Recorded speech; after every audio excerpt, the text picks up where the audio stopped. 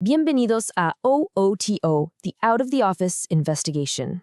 En la investigación de hoy, Alex, nos vamos a meter de lleno en un secreto agrícola ancestral, escondido en el Amazonas. Es una historia, pues, de conocimiento perdido, de ciencia moderna y de un poder increíble que está, literalmente, bajo nuestros pies. Hablamos de un suelo milagroso que, en teoría, ni siquiera debería existir. Y bueno, este es nuestro mapa para el análisis de hoy. Lo pensamos como un viaje, ¿sabes? Vamos a empezar con ese misterio, el secreto perdido en el corazón del Amazonas. Luego vamos a decodificarlo con la ciencia actual.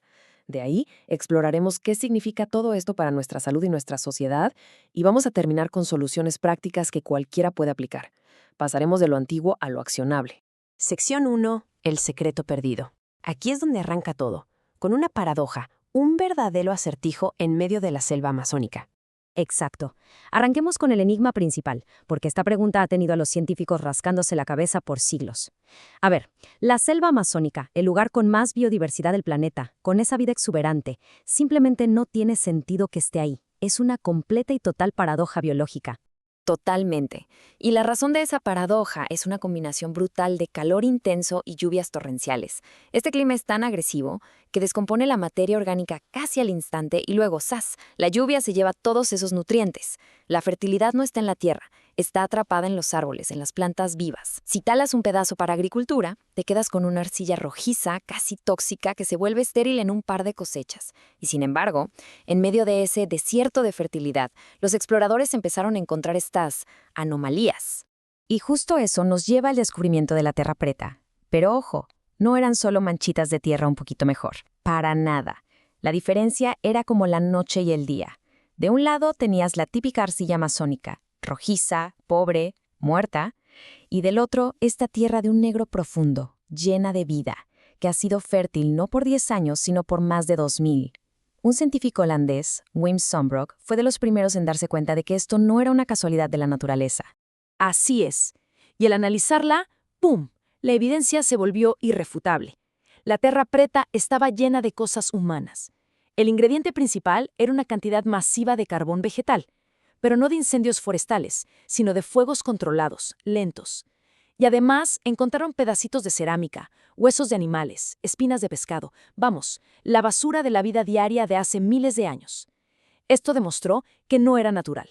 Fue diseñada, fue creada a propósito por civilizaciones precolombinas enormes y avanzadas, sociedades que antes se creía que era imposible que existieran en el Amazonas.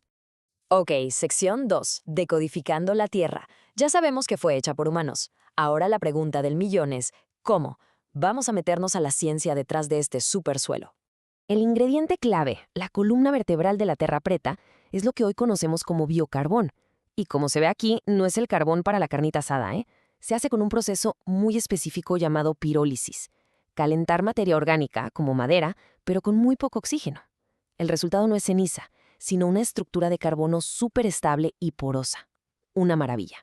Y aquí, justo aquí, está la genialidad de los antiguos amazónicos. No practicaban la famosa tala y quema, que es un método destructivo que convierte todo en ceniza, libera carbono al aire y sus nutrientes se van con la primera lluvia. No, ellos practicaban la tala y carbonización. Al convertir la madera en biocarbón, lo que hacían era secuestrar el carbono en el suelo por miles de años. Una técnica destruye, la otra regenera para siempre. Y esta es la idea más importante sobre el biocarbón, la que hay que entender sí o sí. No es un fertilizante, no es comida para las plantas. Su verdadera magia es que es un hábitat permanente para la vida en el suelo. Es la infraestructura. Digamos que es como construir una ciudad entera para que el ecosistema subterráneo pueda florecer. Para que nos demos una idea de cómo funciona, hay que pensar en su estructura. Por la pirólisis, el biocarbón es increíblemente poroso. A ver, este dato es una locura. Un solo gramo, lo que agarras con la punta de los dedos, puede tener una superficie interna de casi 2 canchas de básquetbol. Toda esa superficie es la que le permite ser el arquitecto de este ecosistema. Y este hábitat, esta ciudad subterránea, tiene 3 trabajos cruciales. Primero, funciona como un imán de nutrientes. Su carga eléctrica atrapa y sostiene los nutrientes para que no se los lleve la lluvia. Segundo, es una esponja de agua. La absorbe y la va soltando poco a poco, protegiendo a las plantas en épocas de sequía. Y tercero, que quizás es lo más importante, es un hotel de 5 estrellas para microbios, un refugio para las miles de millones de bacterias y hongos buenos que son el verdadero motor de la fertilidad. Están escuchando OOTO con investigación del campesino de la huerta.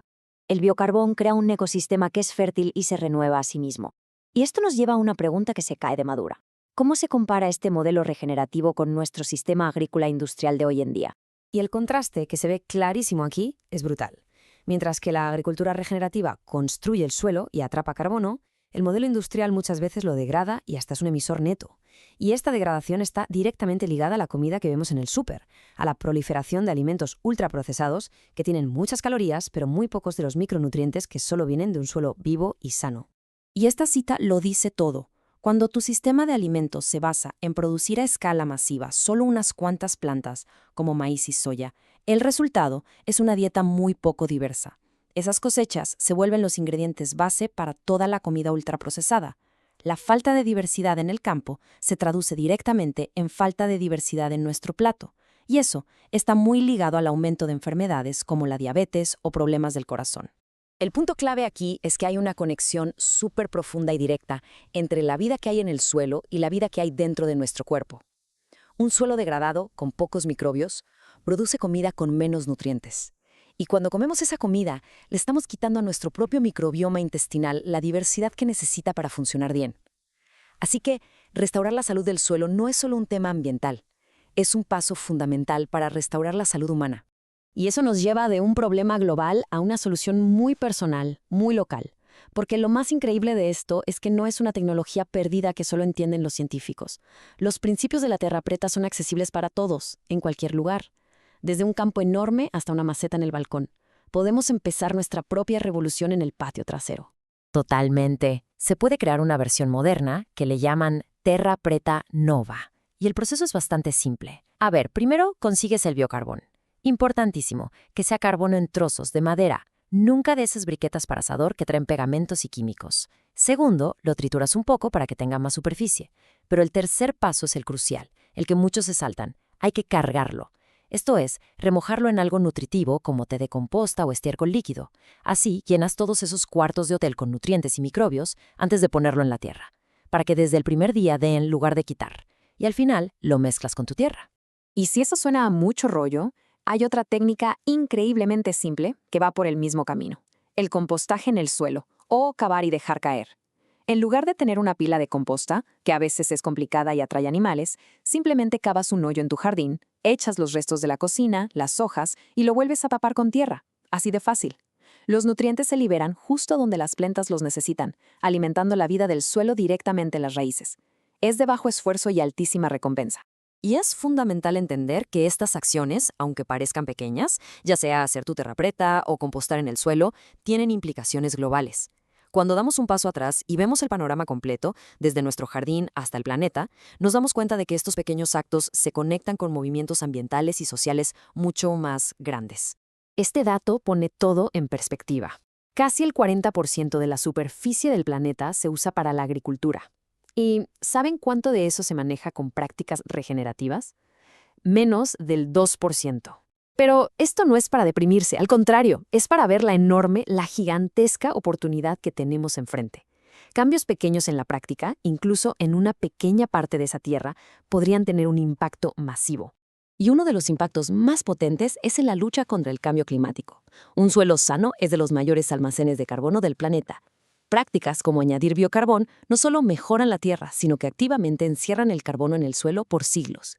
Esto va de la mano con iniciativas globales como 4x1000, que busca demostrar que la agricultura puede ser una solución al cambio climático, no parte del problema. Están escuchando OOTO con investigación del campesino de la huerta. Y esto nos regresa al punto de partida. Cerramos el círculo. Como dice la cita, los sistemas regenerativos crean un ciclo de retroalimentación positiva. Un suelo más sano produce comida más nutritiva. Comida más nutritiva lleva a gente más sana y a comunidades más fuertes. Al final, no se trata solo de cultivar comida, se trata de cultivar salud, comunidad y resiliencia, desde la raíz. Exactamente. La terra preta es mucho más que una técnica de jardinería. Es un modelo, un mapa. Demuestra que es posible que la humanidad no solo viva en un ecosistema, sino que lo mejore activamente, creando una abundancia y una fertilidad que dura por generaciones. El redescubrimiento de este conocimiento nos deja con una pregunta muy poderosa. Ya no se trata de si podemos restaurar nuestros suelos, sino de qué futuro elegiremos construir una vez que lo hagamos.